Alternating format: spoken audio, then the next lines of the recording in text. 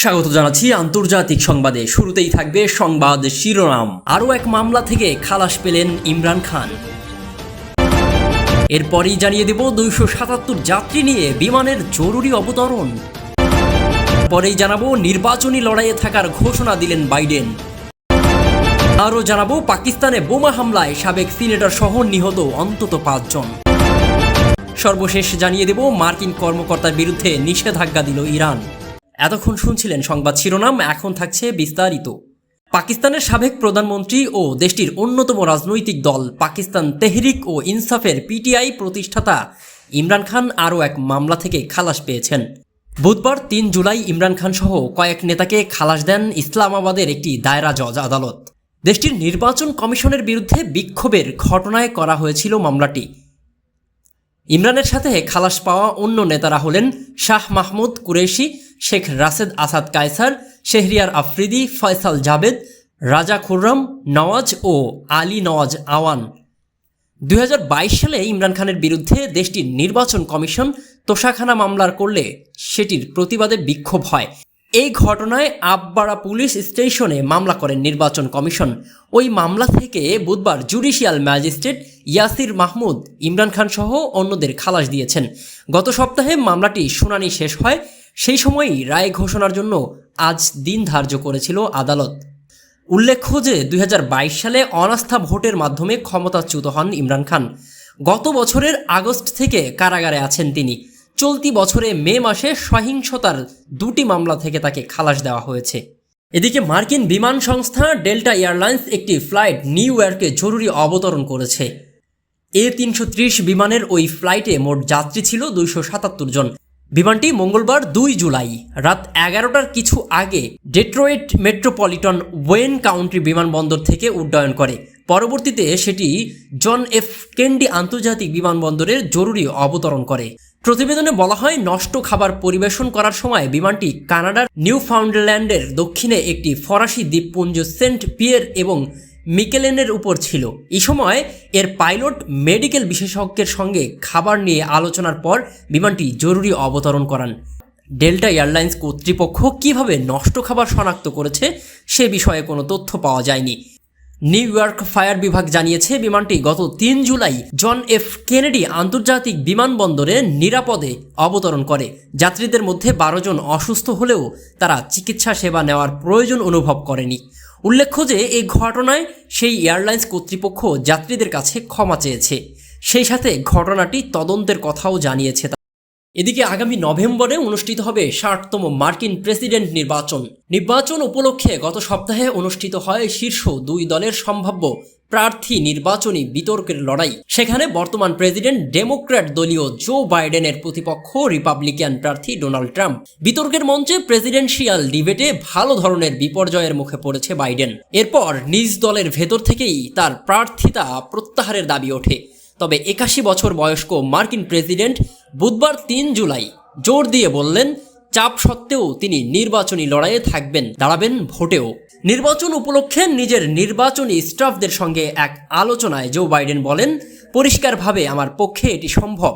সোজাসাপটাভাবে বলতে গেলে আমি পারবো, আমি লড়ছি এবং কেউ আমাকে সরিয়ে দিতে পারবে না। তিনি আরও বলেন, আমি লড়াই ছেড়ে যাচ্ছি না, আমি নির্বাচনের দৌড়ে শেষ পর্যন্ত আছি এবং আমরা জয়ী হতে যাচ্ছি। প্রেসিডেন্ট জো বাইডেনের এই বেপরোয়া মন্তব্য এমন সময় এলো যখন বিভিন্ন গণমাধ্যমের প্রতিবেদনে বলা হয় তার দল এই বিষয়টি স্বীকার করছে। কয়েকদিনের মধ্যেই তার প্রার্থিতা চলে যাওয়ারও ঝুঁকি রয়েছে। কাজ চালানোর মতো সামর্থ্য রয়েছে। এই বিষয়টি জনগণের সামনে প্রমাণ না করতে পারলে তার সরে দাঁড়ানোর বিষয়টি অবধারিত। অবশ্য এসব প্রতিবেদনের বিষয়টি নাকচ করে দিয়ে হোয়াইট হাউসের মুখপাত্র কারিন জাপিয়েরে বাইডেনের পক্ষ নিয়ে বলেন, পরিষ্কার চোখে বলা যায় তিনি নির্বাচনের দৌড়ে আছেন। উল্লেখ্য, গত বৃহস্পতিবার প্রেসিডেন্সিয়াল বিতর্কে হতাশাজনক ভূমিকা এবং প্রশ্নের পিঠে অসংলগ্ন কথাবার্তার কারণে জো বাইডেনের বয়স এবং শারীরিক ও মানসিক অবস্থা নিয়ে আলোচনা সমালোচনার তুঙ্গে ওঠে। এরপর থেকেই দলের ভেতর ও বাইরে থেকে প্রশ্ন উঠে ডেমোক্র্যাট দলীয় প্রার্থী হিসেবে তাকে চূড়ান্ত লড়াইয়ে দেখা যাবে কিনা। এদিকে পাকিস্তানের উত্তরাঞ্চলে বোমা হামলায় সাবেক সিনেটর সহ 5 জন নিহত হয়েছেন। বুধবার এই হামলা হয়েছে বলে জানিয়েছে পুলিশ কর্মকর্তা বাখমুনি বলেছেন, আফগানিস্তানের সীমান্তবর্তী বাজুর উপজাতীয় জেলার নির্বাচনী প্রচারণা চালাচ্ছিলেন সিনেটর হিদায়তুল্লাহ। এ সময় তার গাড়িটিকে লক্ষ্য করে রিমোট কন্ট্রোল বোমা ব্লাস্ট করা হয়।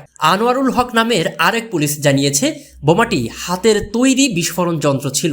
এই হামলার সঙ্গে কোনো প্রকার সংশ্লিষ্টতার কথা অস্বীকার করেছে দা পাকিস্তান তালিবান বা তেহরিক-ই-তালিবান পাকিস্তান টিটিপিআই। দলটি ইসলামপন্থী ও সাম্প্রদায়িক জঙ্গিদের একটি শাখা। আফগানিস্তানের সীমান্তবর্তী বেশ কয়েকটি উপজাতীয় জেলাগুলোর মধ্যে একটি বাজুর। আইনের শাসনের বহির্ভূত এই অঞ্চলটি দীর্ঘদিন ধরে ইসলামপন্থী জঙ্গিদের জন্য নিরাপদ আশ্রয়স্থল। এখানকার জঙ্গিরা সীমান্তের উভয় পাশেই হামলা করে থাকে। প্রধানমন্ত্রীর কার্যালয়ের একটি বিবৃতিতে এই ঘটনার তীব্র নিন্দা জানিয়েছে পাকিস্তানের প্রধানমন্ত্রী শেহবাজ শরীফ। এদিকে যুক্তরাষ্ট্রের বিভিন্ন বিশ্ববিদ্যালয়ে ফিলিস্তিনিপন্থী শিক্ষার্থীদের বিক্ষোভে দমনপীড়ন চালানোর অভিযোগে অন্তত 11 মার্কিন পুলিশ কর্মকর্তার বিরুদ্ধে নিষেধাজ্ঞা আরোপ করেছে ইরান। গত 7 অক্টোবর ইহুদিবাদী ইসরায়েল গাজায় বর্বর আগ্রাসন শুরু করলে যুক্তরাষ্ট্রের বিভিন্ন বিশ্ববিদ্যালয়ের শিক্ষার্থীরা তার প্রতিবাদে বিক্ষোভে নামে। বুধবার ইরানের পররাষ্ট্র মন্ত্রণালয় থেকে এই তথ্য জানিয়েছে। ইরান আরও জানিয়েছে, নিষেধাজ্ঞার আওতায় আনা মার্কিন পুলিশ কর্মকর্তারা ইরানি অর্থ ব্যবস্থা ও ব্যাংকিং সিস্টেমে লেনদেন করতেও পারবে না।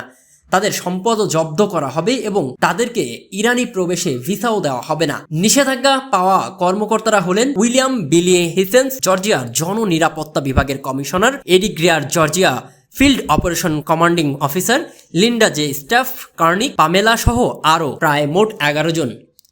তেহরান জানিয়েছে, নিষেধাজ্ঞার আওতায় পড়া মার্কিন পুলিশ কর্মকর্তারা ইরানি অর্থ ব্যবস্থা ও ব্যাংকিং সিস্টেমে লেনদেন করতে পারবে না। তাদের ইরানে থাকা সম্পদ জব্দ করা হবে এবং ইরানের ভিসাও দেওয়া হবে না। এর আগে গেল বছরের অক্টোবর মাসের 7 তারিখে ইসরায়েলে এই দশকের সবচেয়ে বড় সামরিক অভিযান চালায় গাজার হামাস সরকার। এর পরপরই গাজায় বিমান হামলা ও স্থল হামলা শুরু করে ইসরায়েলি আগ্রাসনে এখনও পর্যন্ত 38,000-এর বেশি ফিলিস্তিনি নিহত হয়েছে, যাদের অধিকাংশই নারী এবং শিশু।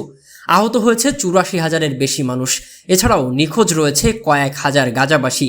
চলমান এই গণহত্যা শুরুর পরপরই এর প্রতিবাদ বিক্ষোভে নামে মার্কিন বিশ্ববিদ্যালয়গুলোর হাজার হাজার শিক্ষার্থী। কিন্তু সেই শান্তিপূর্ণ বিক্ষোভে দমনপীড়ন চালায় পুলিশ প্রশাসন। Texas, California, Georgia, North Carolina, Utah, Virginia, New Mexico, New Jersey, Connecticut ও লুইজিয়ানার ক্যাম্পাসগুলো থেকে কয়েক হাজার বিক্ষোভকারীকে গ্রেফতার করা হয়। পুলিশের হামলায় গুরুতর আহত হয় অসংখ্য শিক্ষার্থী ও শিক্ষক, যে কারণেই ইরান সরকারের পক্ষ থেকে এই প্রশাসনের উপর নিষেধাজ্ঞা আরোপ করা হলো। এখনকার খবর এ পর্যন্তই। পরবর্তী খবর সবার আগে পেতে আমাদের ইউটিউব চ্যানেলটি সাবস্ক্রাইব করে আমাদের সাথেই থাকুন।